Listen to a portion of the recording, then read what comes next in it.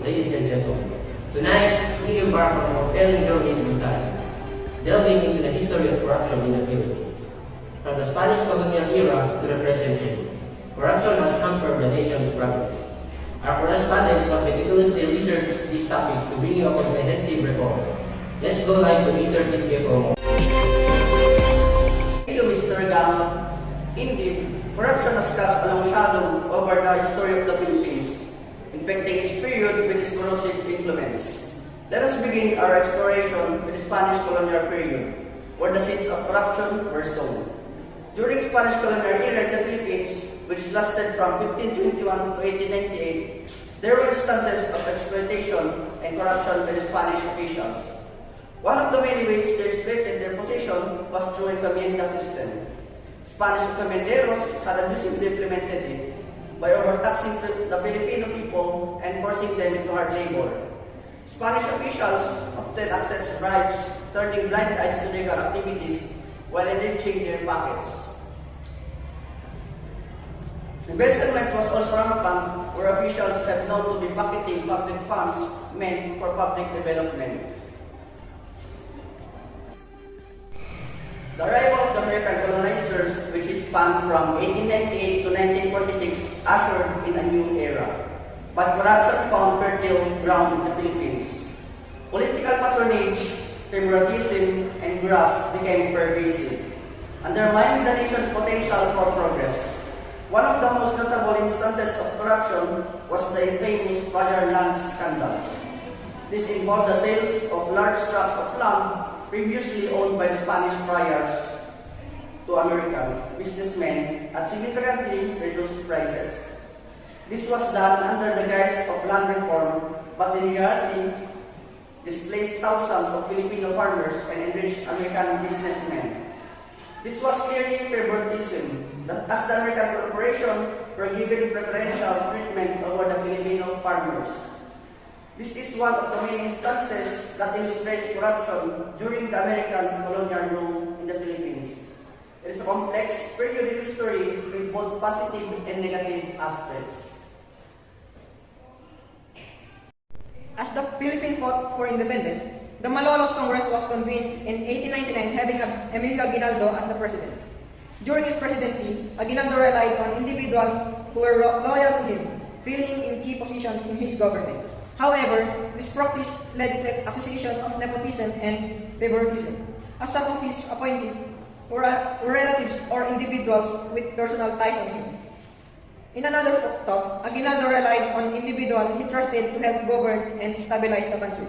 As the Philippines was in a state of transition and faced numerous challenges with the country's transition from American rule to self-governance, Manuel Quezon served as a second president from 1935 to 1944. Critics argue that Quezon used nationalism and the need for a new capital as a smokescreen to consolidate his power and influence, basically favoring the interests of his and political allies, not for the best of the country. Additionally, there were allegations of corruption and favoritism in the awarding of contracts and projects.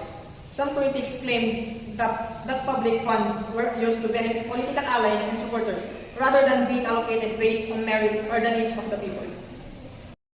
The dark clouds of corruption even persisted after the Philippines was placed under the Japanese occupation.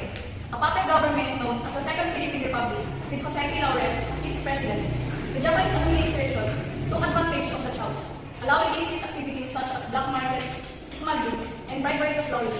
Japanese officials would offer incentives or engage in illicit practices to gain advantages in business transactions. They would offer bribes to Filipinos who were willing to cooperate or provide information of the guerrillas. The Japanese authorities were responding with forced labor on the Filipino people, and bribery was sometimes used to evade or minimize the harsh conditions. Additionally, they would extort money or resources from Filipinos in exchange for leniency or protection. Following the end of World War II and the Japanese occupation, the Philippines regained its independence with Sergio Osmeña as the president.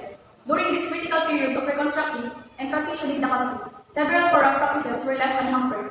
The reconstruction efforts involving massive infrastructure projects, economic recovery, and the resettlement of displaced individuals were accompanied by allegations of corruption and the mismanagement of funds. Allegations involving some officials of graft and corruption, embezzlement, bribery, and other corrupt practices within the government pose a challenge in establishing a clean and efficient government in post-war period. As a reconstruction continues, Manuel Rojas assumed office as the first president in the independence of the Republic of the Philippines. During his tenure, allegations raised the same context of Tasmania's challenge in continuing the reconstructing of the country, adding it the human rights abuses. In the course of economic development, rises allegation of nepotism and patronage, with some accusing the government of engaging in corrupt practices to benefit certain individuals or groups. Assuming the next presidency was indeed revealed. During his presidency, there were allegations of government corruption, particularly involving embezzlement and bribery. The administration faced challenges from the Upalahang Rebellion, which highlighted issues of corruption and land distribution. Additionally, political patronage and favoritism were criticized, with claims of nepotism and corrupt practices benefiting certain elites. Criticized by his spirit for his strong stance against corruption and promoting good governance, Ramon Magsaysay's presidency marked significant reform and a focus on public service. However, allegations of favoritism, nepotism, and the use of political influence for personal gain remain a challenge. With the untimely death of Magsaysay, Carlos Garcia assumed presidency. There were allegations of corruption during his administration, including nepotism and favoritism within the government, irregularities in public works and projects, and allegations of electoral fraud during the 1957 elections. These allegations raised concern about transparency, accountability, and integrity of the electoral process. After winning over Garcia, Diosdado Macapagal served as the ninth president. During his presidency, there were allegations of corrupt practices, including the Stonehill scandal. The Stonehill scandal, named after American businessman Harry Stonehill, implicated high-level government officials, including President Macapagal, in accepting bribes. This scandal involved protecting Stonehill's business interests. Macapagal's presidency also faced broader issues of corruption and dirty politics in the Philippine government. However, it's important to note that Macapagal himself worked to suppress graft and corruption and introduce land reform laws during his presidency, aiming to stimulate growth and fight corruption. After winning the 1965 elections, Ferdinand Marcos Sr. marked his long period of presidency. Corruption was rampant during his regime, characterized by crony capitalism, the amassing of ill-gotten wealth, nepotism, and favoritism. Marcos and his close associates engaged in corrupt practices, granting privileges and contacts to their cronies. They were accused of embezzlement, bribery, and kickbacks, leading to the concentration of wealth and power. The imposition of martial law further facilitated corruption and human rights abuses. Infrastructure projects also face allegations of corruption and mismanagement. The extent and impact of corruption during Marcos' regime continue to be investigated and have long-lasting effects on the Philippines. The People Power Revolution of 1986 marked a turning point in the fight against corruption. The assassination of Ninoy Aquino galvanized the nation and inspired his wife, Corazon Cory Aquino, to assume the presidency. She vowed to combat corruption and initiated reforms, but the deeply entrenched system proved resistance to change. Aquino's administration faced criticism, political patronage, and allegations of favoritism and nepotism. The administration of Fidel V. Ramos followed, with promises of addressing corruption. While some progress was made, high-profile scandals and allegations of graft continued to plague the government. The pursuit of the privatization program aimed at reducing corruption opportunities by increasing transparency in government transactions, however, faced allegations of irregularities and favoritism in awarding of contracts. While efforts were made to attract foreign investment, concerns were raised about potential corruption in business transactions. The presidency of Joseph Estrada marked a turbulent period in Philippine history. Despite his populist appeal, his administration was marred by allegations of corruption, particularly plunder charges, leading to his impeachment and subsequent removal from office.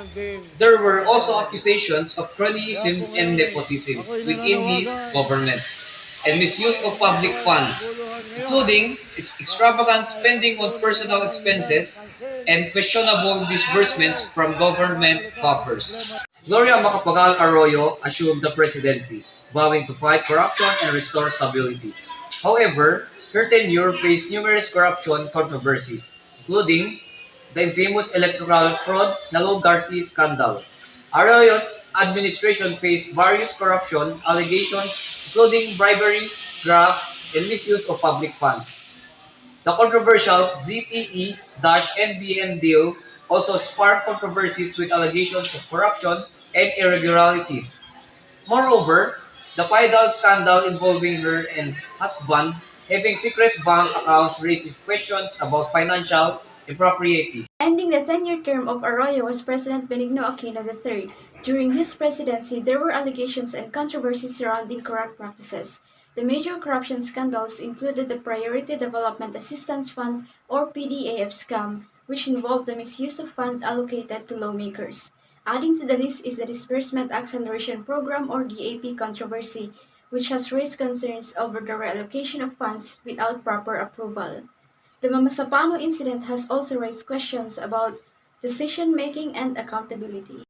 During this administration, critics have argued that the progress in anti-corruption efforts was slow and more could have been done to address corruption.